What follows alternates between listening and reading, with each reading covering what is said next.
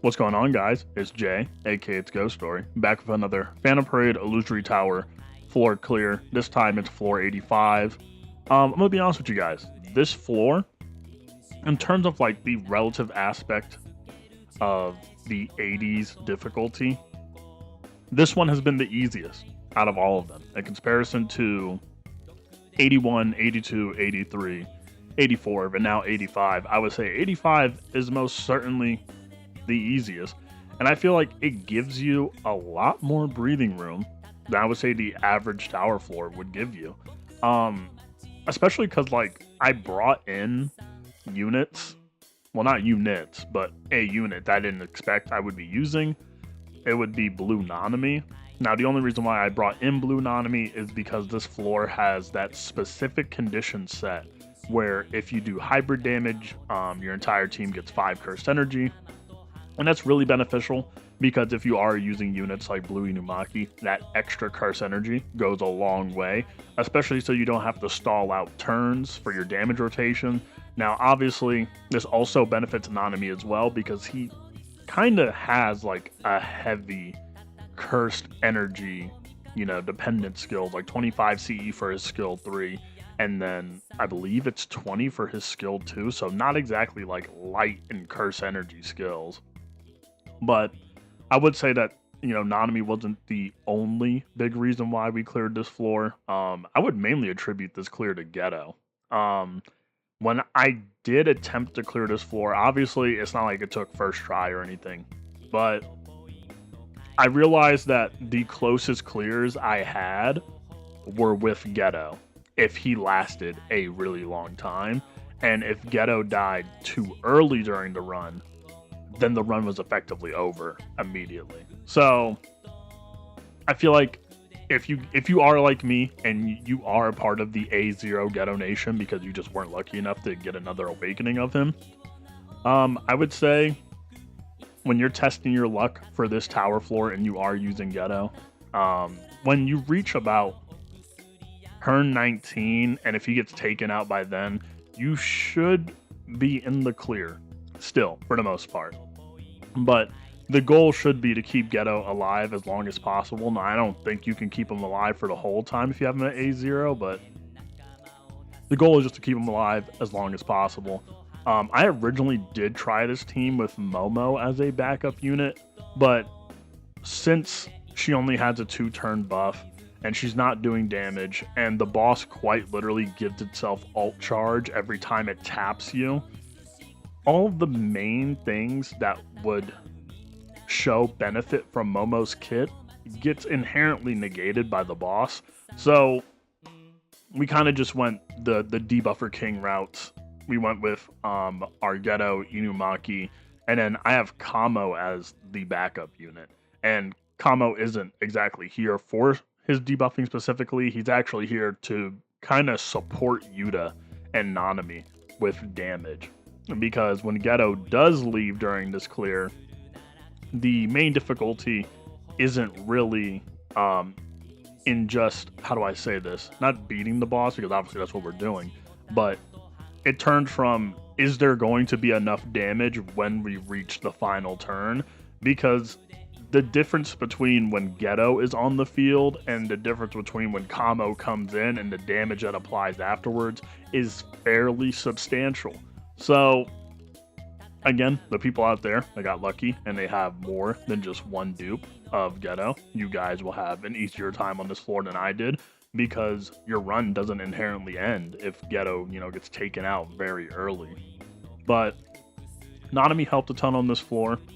The curse energy was a well-needed plus.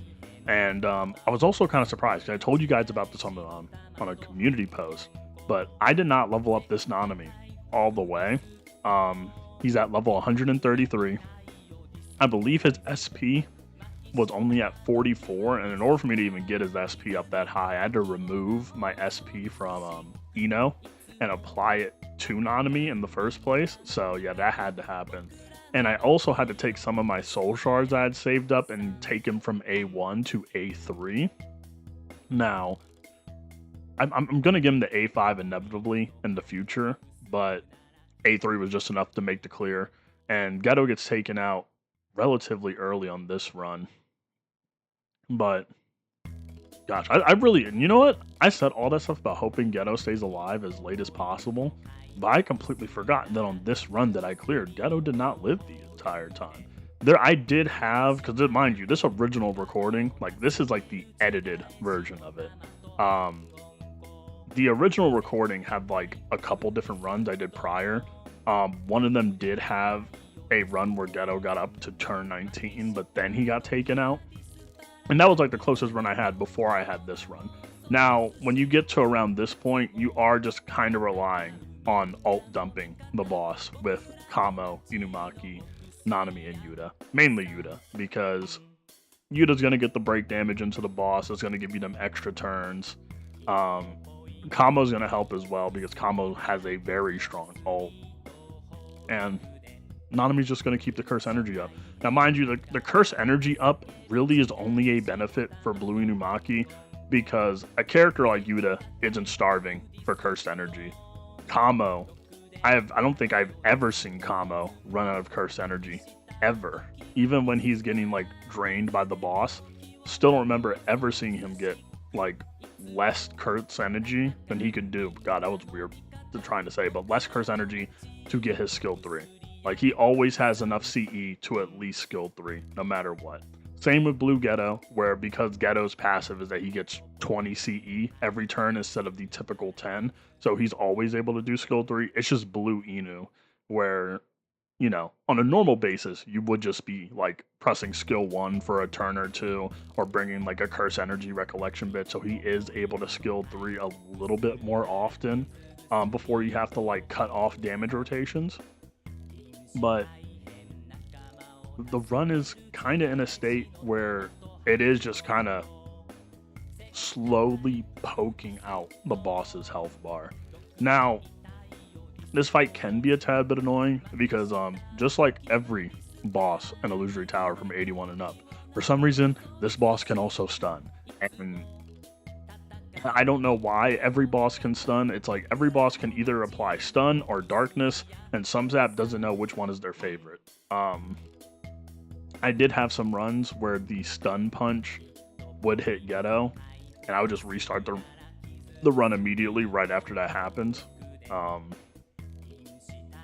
this run, I feel like the RNG was more kind to me, alongside the Wells fact that this boss also AoEs, and it can choose to AoE back to back to back. And not only does the AoE obviously hurt your entire team, but the AoE also takes curse energy, and I also believe it takes alt charge, but I don't 100% remember. But it's a lot of, this boss, it has a lot of flavors going for it, but it's not too hard. Like, I feel like in terms of the 80s, this is the most, I guess, normal boss you can face. This boss is more of like a stat check than it is like a unit check. Because don't get me wrong, I feel like this floor is definitely clearable without using like a hybrid, like a hybrid DPS unit for the CE bonus. I just feel like it would be a little bit more difficult, but like, yeah, that's it right there. It didn't take away alt charge, but it does remove some CE, I believe. And I was at the moment during this run where I was entering a pit of very indecisive, because I felt like I was doing a lot of damage. I felt like I was breaking the boss a lot, but I felt like because Ghetto got taken out, it just felt like everything was moving in slow motion. And when you're playing these floors, like, you'll see a boss at like less than 30% of its health, and you think like, oh man, like, I'm in the clear, this is so easy, and then you click on the boss's health bar and you see it's still got like 21 million left or something. And that punch the boss just did right there, that's usually the punch that the boss does that has the stun effect. Thankfully, it did not stun Yuta, because if it did, we most likely would have not cleared the floor here in specific. And Kamo not doing his skill 3 because we had the skill 2 made it so Nanami didn't break, but that's fine because Yuta cleaned it up.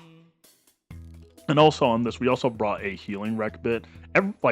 3 units on his team have healing Rekibics, but the one that Inumaki has also gives him his alt charge, which makes us do more damage. So it kind of makes it easier to loop alt damage for sure. And I feel like these combo alts that I'm like coming up with during these turns also made the run more plausible.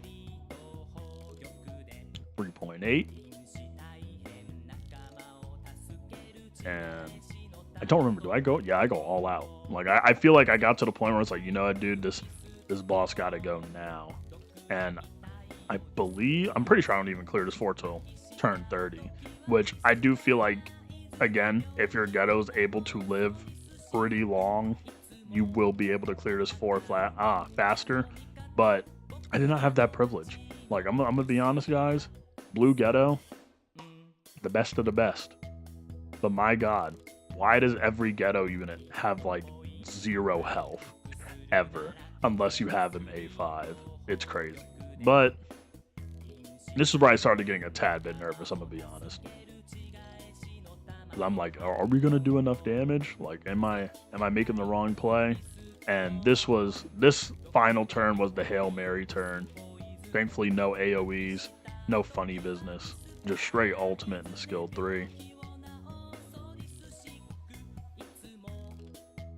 Go Blue Nanami.